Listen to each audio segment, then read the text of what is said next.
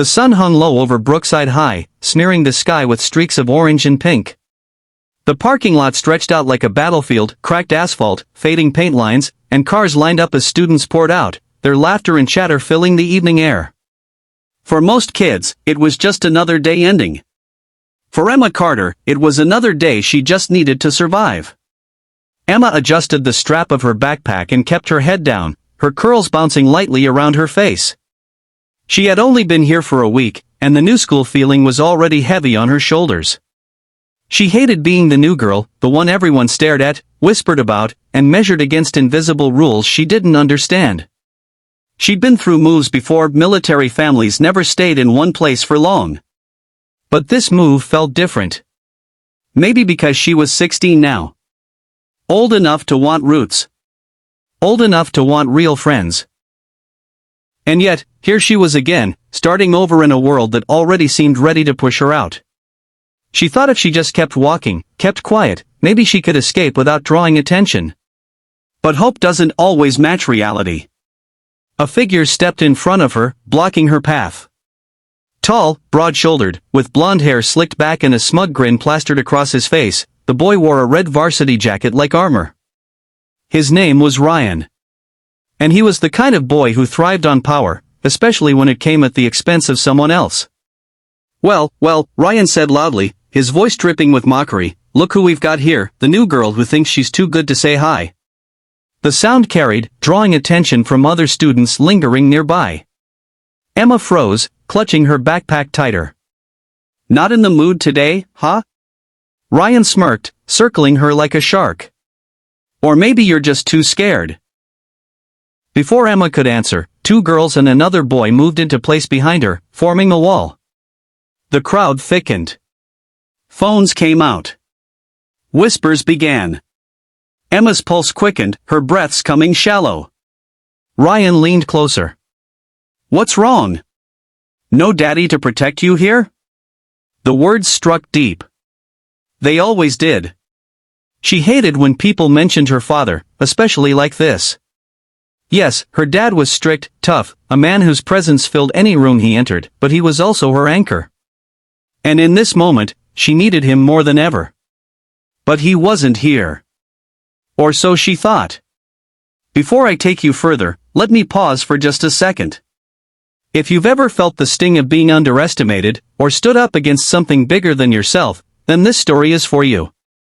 And if you want more stories that touch the heart and light a spark inside you, make sure to hit subscribe to Soul Touch Stories. Because here, every story reminds you that you're never truly alone in your struggles. Back in the lot, Emma swallowed hard. "You don't know anything about me," she whispered, her voice trembling. Ryan laughed. "Oh, we'll know everything soon.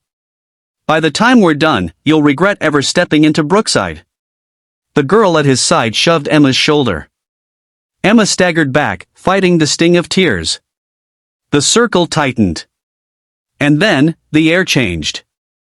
The low growl of an engine rumbled through the lot. Heads turned as a sleek black SUV rolled in, gravel crunching under its tires. It slowed to a stop right at the edge of the crowd. Emma's heart jumped. She knew that car.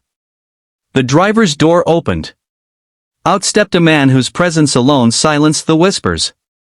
He wasn't in uniform, but he didn't need to be. Dressed simply in jeans and a black t-shirt, his broad frame, square jaw, and calm, commanding posture spoke louder than any medals ever could. It was her father.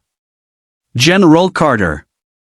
Ryan's smirk faltered as the man's boots echoed across the pavement. The students parted instinctively, as though something primal told them not to stand in his way. His eyes scanned the scene. Sharp, focused, carrying both quiet patience and lethal authority. He stopped in front of the circle, his gaze settling on Ryan. "Is there a reason you're surrounding my daughter?" The parking lot went silent. Ryan shifted, suddenly unsure of himself. The confidence that fueled him moments ago drained under the weight of that steady stare. No answer, the general continued, his voice calm but heavy as thunder. "Let me explain something to you. You may think ganging up on someone makes you strong. But all I see are cowards circling one girl. And let me tell you this: cowards don't win battles.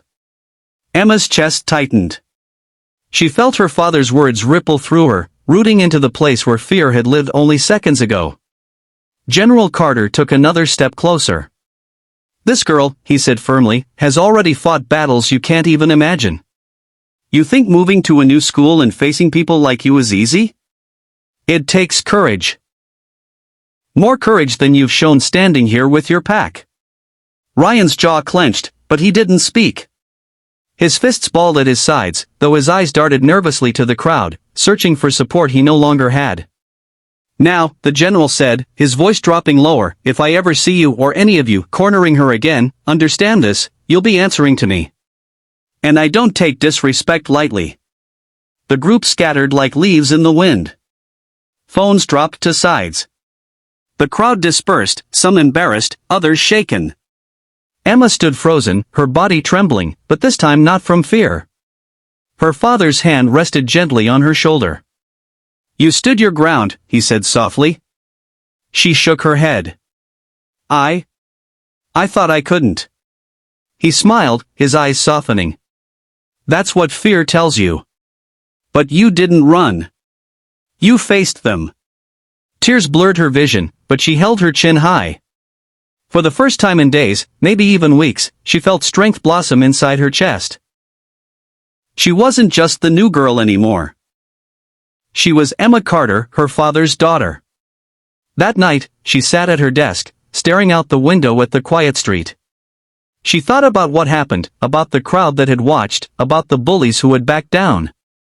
She wondered what tomorrow would look like. Would they still mock her? Would whispers follow her down the hall? Maybe. But something had changed. At school the next day, whispers did follow her.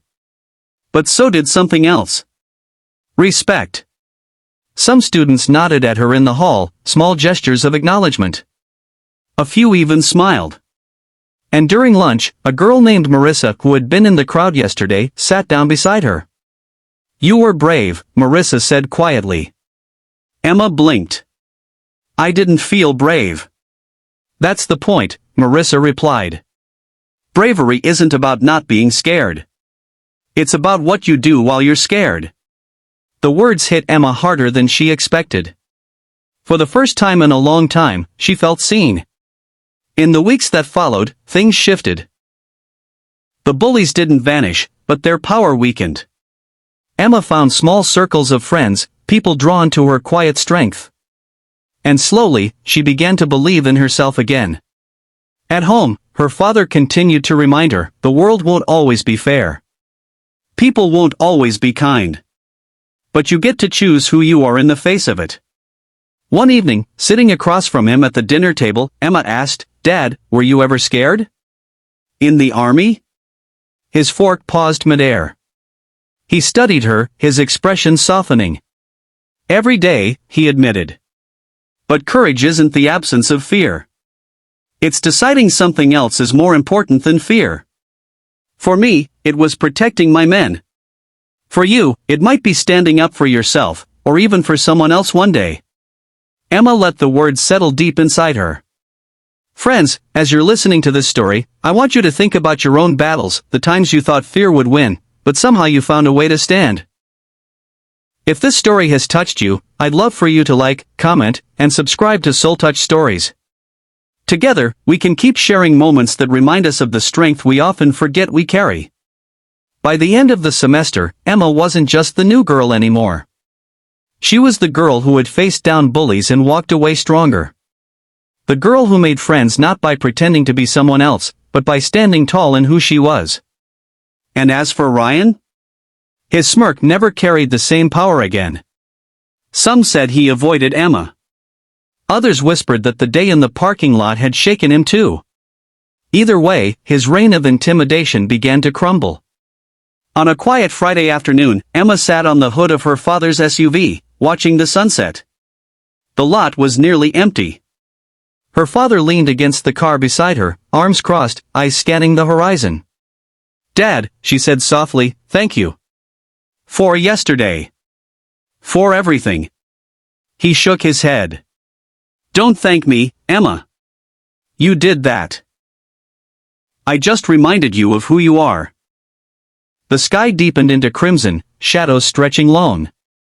Emma closed her eyes, breathing deeply. She realized then that strength doesn't always roar. Sometimes it whispers.